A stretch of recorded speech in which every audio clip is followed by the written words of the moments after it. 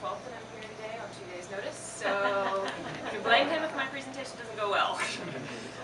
I work as a branding strategist, and I do logos and typography, colors, illustrations, set up a brand package for your company.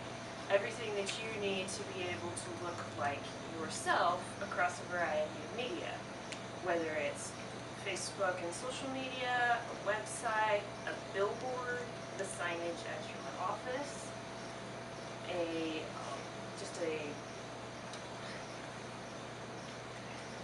blame Kevin.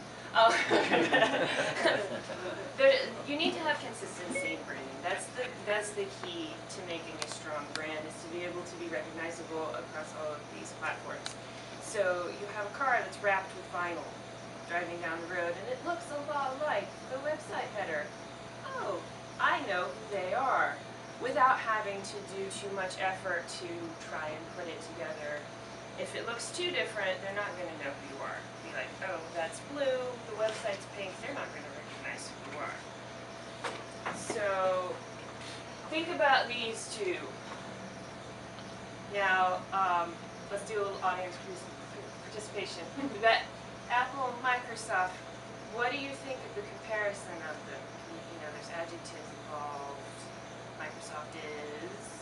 I sometimes think it looks like Google. Google, it does kind of look like Google. And Apple is...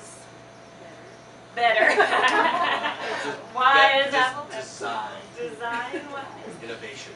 Yes, design, innovation. Microsoft is business. Stodgy, well, long term, it's has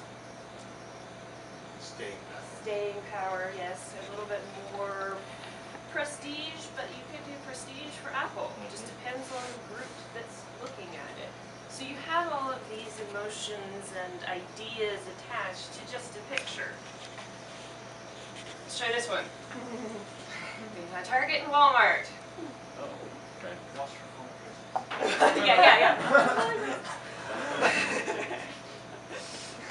So, I know people who will say Target only instead of Target, to just throw a little French in there and make it a little more international, when really, yeah, to give it a little more cachet.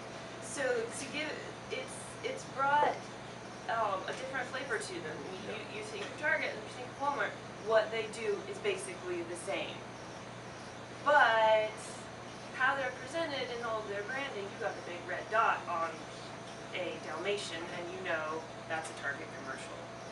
You can't say, oh, it's going to be a Gap commercial. Well, no, it's a Target commercial. A little bit of graying lines there, because Target and Gap kind of started to do the same thing. That's where you get a little bit of blending. Walmart, those pretty much tried to change their brand a lot, but they tried to target themselves to make themselves a little bit more chic, but it doesn't actually work. They kind of have to stick with what they're good at, which is being watch out for falling prices. So being the low price. So now, let's turn it on you. Your brand versus theirs.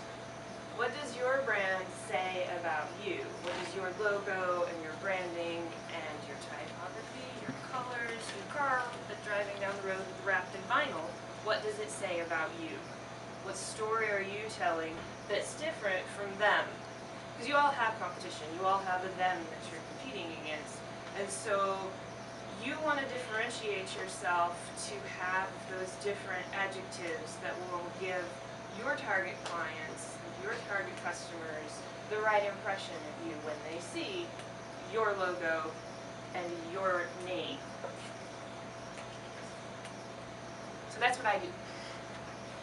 Is I listen to you and I take what you're giving me about who you are and what your company vision is and what your brand is, what your identity is, and who your clients are, who your customers are, and pull those things together and work on a strategy to actually bring the two together so you can start conversing with your clients consistently giving the same message visually to your people that this is who we are, this is what we value, this is what we want to be.